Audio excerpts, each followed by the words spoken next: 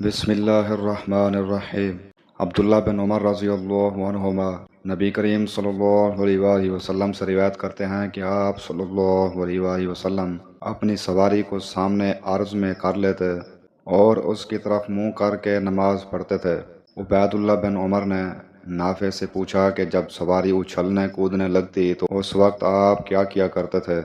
نافع نے کہا کہ آپ اس وقت کجاوے کو اپنے سامنے کر لیتے اور اس کے آخری حصے کی جس پر سوار ٹیک لگاتا ہے ایک کھڑی سی لکڑی کی طرف منہ کر کے نماز پڑھتے، اور عبداللہ بن عمر رضی اللہ عنہما بھی اسی طرح کیا کرتے تھے۔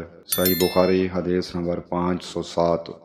حضرت عائشہ رضی اللہ عنہا سے روایت ہے کہ آپ نے فرمایا، تم لوگوں نے ہم عورتوں کو کتوں اور گدھوں کے برابر بنا دیا، حالانکہ میں چار پائی پر لیٹی رہتی تھی اور نبی صلی اللہ علیہ وآلہ وسلم تشریف لاتے اور چار پائی کے بیچ میں آ جاتے یا چار پائی کو اپنے اور قبلے کے بیچ میں کر لیتے، پھر نماز پڑھتے۔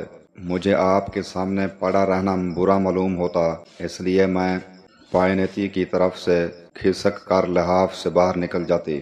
صحیح بخاری حدیث نمبر 508۔ ابو صالح سمان نے کہا، میں نے ابو سعید خدری رضی اللہ عنہ کو جمعہ کے دن نماز پڑھتے ہوئے دیکھا۔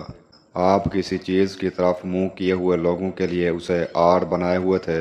ابو معیط کے بیٹوں میں سے ایک جوان نے چاہا کہ آپ کے سامنے سے ہو کر گزر جائے۔ ابو سعید رضی اللہ عنہ نے اس کے سینے پر دھکا دے کر باز رکھنا چاہا۔ جوان نے چاروں طرف نظر دوڑائی لیکن کوئی راستہ سوائے سامنے سے گزرنے کے نہ ملا، اس لیے وہ پھر اسی طرف سے نکلنے کے لیے لوٹا۔ اب ابو سعید رضی اللہ عنہ نے پہلے سے بھی زیادہ زور سے دھکا دیا۔ اسے ابو سعید رضی اللہ عنہ سے شکایت ہوئی اور وہ اپنی یہ شکایت مروان کے پاس لے گیا۔ اس کے بعد ابو سعید رضی اللہ عنہ بھی تشریف لے گئے۔ مروان نے کہا، اے ابو سعید رضی اللہ عنہ، آپ میں اور آپ کے بھتیجے میں کیا معاملہ پیش آیا؟